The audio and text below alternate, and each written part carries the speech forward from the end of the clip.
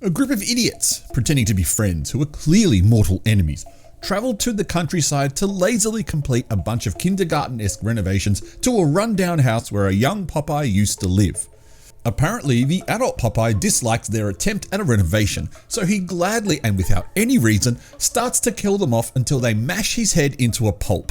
I don't remember any of this from the cartoons. Old man yells at clouds.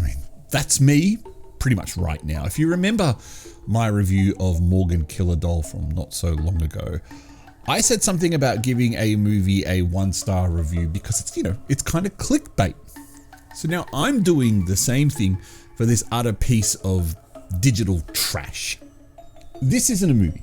It is a movie, but it isn't a movie. This isn't a movie that a sane person or anyone over the age of 14 should be watching. Did you watch Peter Pan's Neverland Nightmare? Do you remember how pointless and vile that whole movie was? Well, that's pretty much what we've got here as well. The movie starts off on the wrong foot, with major ITN shareholder Danielle Scott being killed for her 400 millionth time, while two horrible tattoo-covered actors playing a bunch of YouTubers decide to have sex in the middle of a haunted location. They obviously get killed too, because, you should never have sex in a horror movie.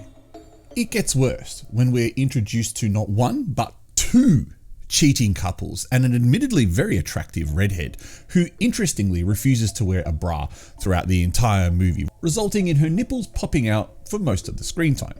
The rest of her screen time is taken up by her being nude in a bathtub, while Popeye both kills her and gropes her breast. This scene is both stupid and rollickingly hilarious. I think we're at a point where creating a horror cast of 20-somethings who all hate each other and would never be friends in real life is over, surely.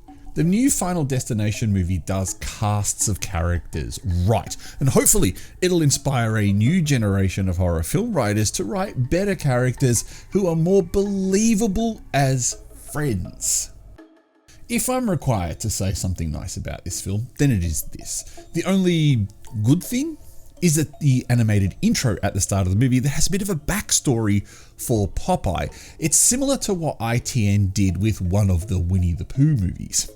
By moving the complex part of the movie, and in this case it's the storyline, to an animated non sequitur at the start of the movie, it means that ITN had a chance to recycle one of their 3 generic horror movie scripts. The movie is so lazy that the filmmaker didn't even bother to show a can of spinach, which is one of Popeye's most iconic elements, until about 1 hour into the movie. And his other iconic element, being his massive forearms, aren't even that pronounced. He just looks like he has big bulky arms.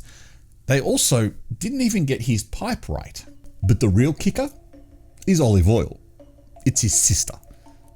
Get the fuck out of here with that. I don't even know. I don't think you can rate this movie. It's just like Peter Pan. It's just not worth a rating. So, I'm the Artie Dans and you are watching Shockmania.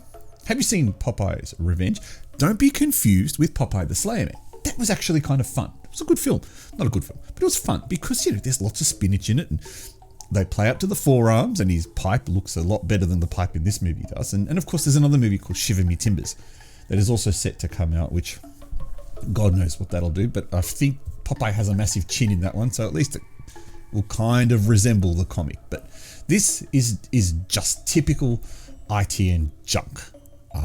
This could have been any other movie by any other name, but it's not. So have you seen it?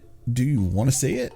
Leave a comment below, like, subscribe, all that other jazz, and I'll catch you next time. Maybe we'll look at a better movie.